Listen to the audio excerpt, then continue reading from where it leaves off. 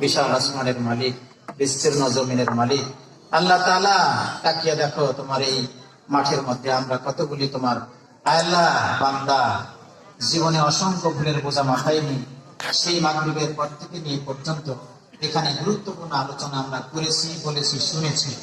আল্লাহ তাআলা শোনার মধ্যে যদি কোনো ভুল হয়ে থাকে তুমি মাফ করে দাও। এর সওয়াব শোনার মদিনায় সাইয়েদনা মুহাম্মদ রাসূলুল্লাহ সাল্লাল্লাহু আলাইহি ওয়াসাল্লাম, রাসূল, সাহাবায়ে আজমাইন, তাবিঈন, তাবিঈন, तमाम পৃথিবীর মাটি বিশিষ্ট মুমিন মুমিনা কবরবাসী হয়েছেন, তাদের রূহ মুবারকে পৌঁছে দাও। আল্লাহ তাআলা, খাস করে মাহবুব, আমরা চরম জুলুম নির্যাতনের পরে একটি সুন্দর পরিবেশ আমরা পেয়েছি।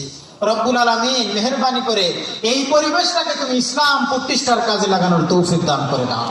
আল্লাহ তাআলা, আমরা যারা তোমার বান্দা, আমরা তো বুকে লালন করি রব্বুল আলামিন, আমরা বুকে লালন করি তোমার জমিনে তোমার দ্বীন প্রতিষ্ঠার মাহবুব। জীবনে তো অনেক